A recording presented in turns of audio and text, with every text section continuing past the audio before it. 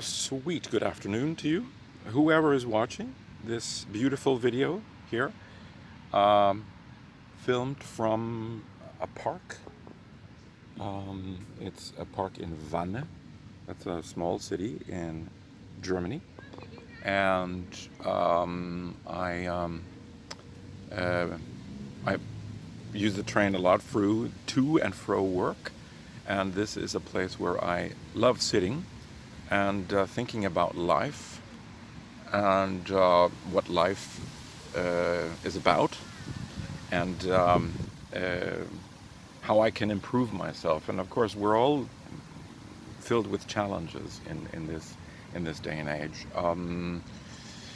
And Sometimes we're very good at overcoming these challenges, and sometimes we're very bad at it. And I have tendency to be both. And I was sitting here sort of like a Buddha, trying to figure out some stuff that's going on with me in my life, more with me than anyone else. I think the things that are happening are actually more or less all the good and the bad stuff is all where I am at emotionally. And before I get into that, I would just like to tell you here that this is a Zauberbaum, a magical tree.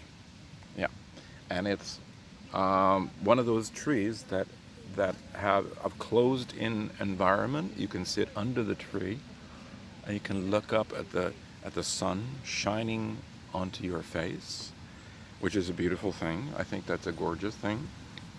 And my father, Herbert R. Moulton, he used to bring me to a tree like that in Kalmar, which was the home city of my mother. I also worked as a tour guide in Kalmar. You can check that on the map.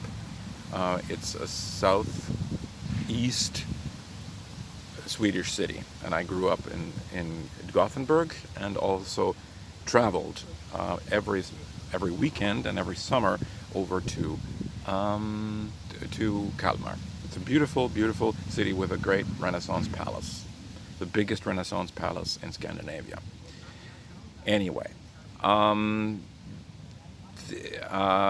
in the park, in the castle park, there was a tree there.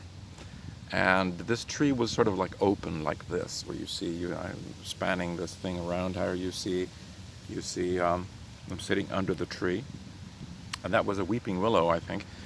And my father, or it could have been an oak. I'm not really sure about that, but he called it a Zauberbaum, and he used to go with me under this tree, and he used to tell me to look up and talk to the tree, and then he would drop something on the floor. Stick of gum, a piece of chocolate, or a little gift, right? And so that became the Zauberbaum, the magical tree. And actually, I knew that it was my father that dropped the stuff on the floor, but it was a magic tree. And then the last few weeks, when I've had sort of issues in my life, I always have issues, It's a crazy Swedish, American, Irish fella.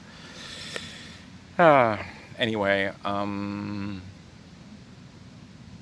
it's helped me to sit under this Zauberbaum, this magical tree, to just think about stuff. And the reason why I'm making this YouTube video is quite simple.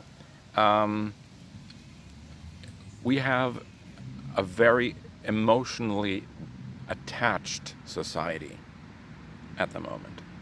That's my view, and I partly think that's the problem. I'm wondering why people walk around like zombies, including me. I will not, just exclude myself from that club, because we relate to this thing, the handy, the telephone. We relate to it. We send messages to people. We do YouTube videos. We hang around a lot on our telephones, which is partly good and partly bad, because we're very attached to these things. Now, the good thing is I can do a video to the whatever 10, 20, 30, 40, 50, whatever, 3,000, whatever people do it. Look at this. But it's also bad because we're attached to something. And the moment that that we attach to something, even if we say we hate it, right, can be things that we really, really hate. Yeah. But we're attached to that too, because we walk around with this feeling in our hearts and we say, oh, I hate this, right? I remember that wonderful scene with Data from Star Trek Generations, where he gets this emotion chip, and Whoopi Goldberg gives him this drink that he hates, and he says, I've never felt this emotion before. I've never felt this emotion before. And Whoopi Goldberg says, well, what is it? Do you hate it? And then he says, yes, I hate it. Give me another one. Now, for a robot that discovers emotions for the first time, that's it's like hate. He's never experienced hate. But so it's really irrelevant if we hate or love something, because hate is on the down end spectrum of something, and love is on the up end of something. Now, if we're emotionally detached from something, that's a great power. If we're emotionally detached from something, then we have the power.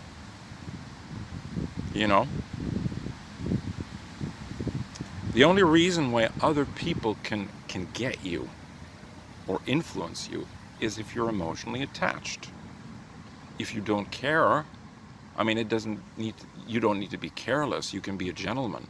You can be a nice person. You can be positive. You can be helpful. But if you're emotionally attached to something, or I should say, if you're emotionally attached to the result of something, you say it needs to be a certain way, then people have you, and they get you. And people who are not nice, people who are unfriendly, people who are manipulative, they will use that in their favor, and they will keep on using you until you emotionally detach.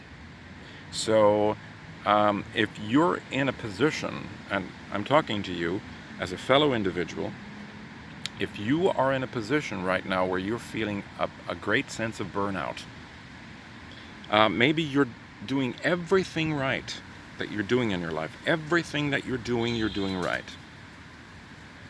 But what you're doing wrong is emotional detachment or attachment. If you attach yourself to something, you become dependent on it, and it can be sex, it can be alcohol, it can be drugs, it can be people, it can be work. And remember, neither hate, love is what really, really fuels the universe. Love is the motor of the universe. So love something, and if you do love something, dwell in that love. But true love is not dependent on it. True love excels you. True love brings you higher. True love is the universe, is the energy of the universe. So dwell in that love and don't hesitate to love. But ask yourself, what do you love? Do you love alcohol? Do you love money? Do you love, what is it necessary to love? Or what is it love when you're dependent on someone and that person says, oh, I need to do this. I need to please that person. Or I need to do this and that and this. Is that love? Or who do you want to please? Yeah? which is perfectly fine when you say, I want to please my family. You know, that's the greatest thing. Family to me is the most beautiful thing in the whole universe. Family is where it's at. But ask yourself, what are you dependent on? And the moment that you hate something, yeah, well, that's attachment. You attach yourself to that person, or you attach yourself to that thing. It's like, oh my God, I'm going to see this person. I'm going to see this colleague again. I'm going to, oh my God, I hate that. Well, the moment you say that, you're attaching yourself to that person or something in your past. If you are neutral to something in your past, this is sort of like Katie Byron, or Byron Katie, when she talks about the work, which is turning the questions around. He used me, a person that used me. Did I use him? Was I open to being used? Did I make myself available to be used? That's a question. It doesn't need to be a yes, but just try to turn those questions around. True power is being emotionally detached, which doesn't mean carelessness. You can be careful, you can be caring, you can be a gentleman, you can be open, you can be giving. But if you're emotionally detached, if you say, I'm not, it's sort of like one of these blood-sucking snails that stick to you when you're in tropical countries. It's a bloodsucker, And people who are victims, sometimes they allow for these, these animals or these parasites to stick on you.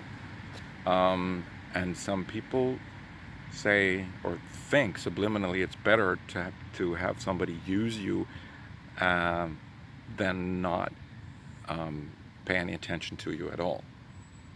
But these are all questions that you need to work on. Just think, okay, where am I in this? And the answer you can only answer this. Yeah? And life's full of challenges. Life is really full of challenges. But one thing I can also say, from a highly imperfect person like me, I'm totally imperfect. I'm the craziest son of a bitch you might meet on any street. But you can also attach yourself to something in your past. And just ask yourself. It's like acting. When you say, I'm acting fear, or just have the word fear in your mind, or the word love in your mind. If you have guilt about something that you did in your past, right? But you're attached to this. You say this. I mean, but if you tell yourself another thing, you tell yourself, hey, I'm detaching from this event. Just say it. You don't even have to believe it. You can just, and it's not a magical thing. It's your brain. You're tutoring your brain to say, okay, maybe I should detach myself from this. Maybe I should detach myself from what happened to me back then. It doesn't mean that you forget it. It just means that, it's still there, but it's the blood-sucking snail that's on your chest. You can just, it doesn't mean it goes anywhere. It just means it's still there. The memory's still there, but you're not dependent on it. It'll still be in your system, yeah, but it will not be so important in your life anymore, right? Because everything you've ever experienced is there anyway. It's always going to be there. It's not going anywhere. The memory is still there. But are you addicted to, the guilt thing is you're addicted to the emotion. And believe me, guilt is also an addiction. You can be addicted to guilt. It's like this hamster wheel. So start asking questions, just little questions. What does it mean to me? What is it? You know, what is it? What is it? And with that, I leave you, you know, asking yourself what the hell I was talking about here. Anyway, I'm going to take the bus home, and I hope that you have a great day. Give this wonderful little video a thumbs up. If you want, subscribe to my channel. Check out my other videos. There's many different videos in different languages and so on. Okay. Take good care of yourself, feel blessed, and try to remain neutral. And once in a while, just, you know, just sit and listen to music and watch the world go by. That is maybe the most beautiful and harmonious thing that you can do. Just sitting and watching the world go by without any, just neutral. Try to find this neutrality in everything. A neutrality, you know, the silence is full of answers. It's not still, it's not silent. And that is Buddha. They asked Buddha when he had his enlightenment many thousands of years ago. He said, "Are you God?" And Buddha said, "No. I am." That's the coolest sentence anyone has ever said. So from the Zauberbaum, I bid you farewell, and I wish you a wonderful, wonderful, wonderful, fantastic, fantastic, beautiful, blessed life. Live long and prosper.